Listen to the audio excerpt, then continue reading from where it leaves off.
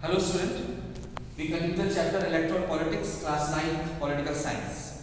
This is the fourth part. We have divided this chapter into different parts so that it will be easy for us to study. Now the topic is nomination of candidate. Nomination of candidate for the election. What is the meaning of here? The candidate. Candidate means here the person who is going to contest the election.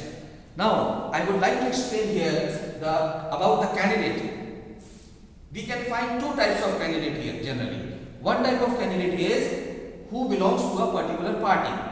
Who belongs to a particular party. Suppose XYZ party. So, candidate belongs to an XYZ party, would contest the election from XYZ party and would represent the XYZ party.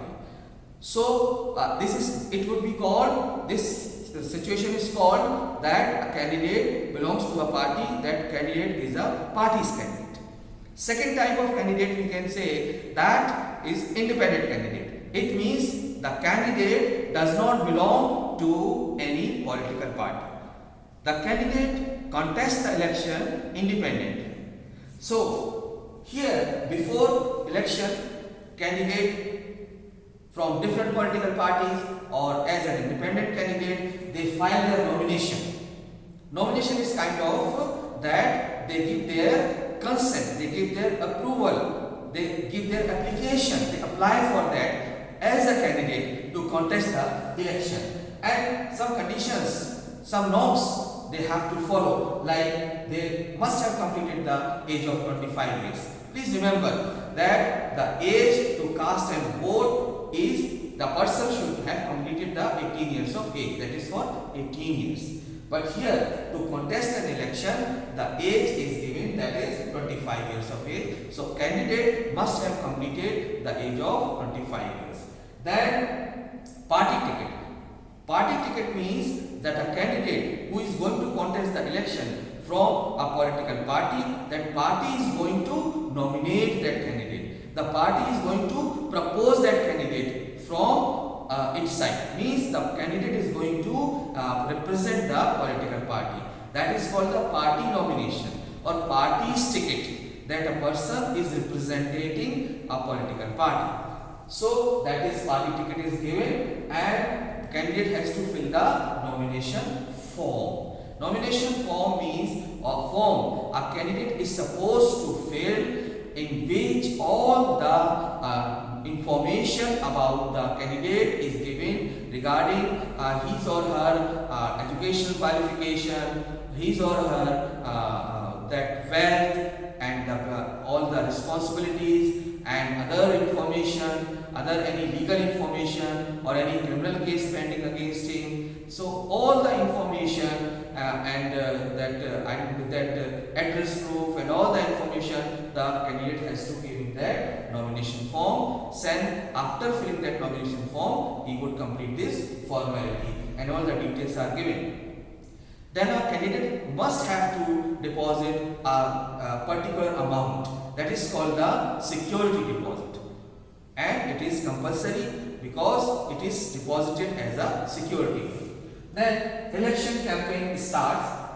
To continue the process, and political parties and candidates, they make many promises. They attract the people to cast their vote in their favor. They give many appeals. They raise many slogans like Garibi Hatao. One slogan was given, we can find in the NCERT book. That is many promises and slogans they are made, that is called the election propaganda. It is a kind of advertisement done by the political party and candidate to attract the voters in their favor, and in their election propaganda they try to prove that they are the best choice for them, they are the better choice for them. And when election date is announced, then model code of conduct is applied. Means some particular norms by the election commission applied. That is called the code of conduct, which every candidate has to follow. That, for example, that candidate cannot bribe or threat the voters. They cannot give any bribe, any money cannot make them afraid, cannot pressurize the voters, because all are free to cast their vote. So, if it is found, then action is taken, and then candidature can be cancelled. And after that, they cannot use any government resources, any government facilities, any government resources. They cannot use. Means there are political parties which are in the government. They also contest the election. There are chances that they can use the government resources, government infrastructure, but it is not allowed to use the government infrastructure. They have to use their own political parties' infrastructure, their own personal infrastructure and facilities, resources to in the election campaign. And candidates and political parties, they cannot appeal the voters on the basis of their caste or religion.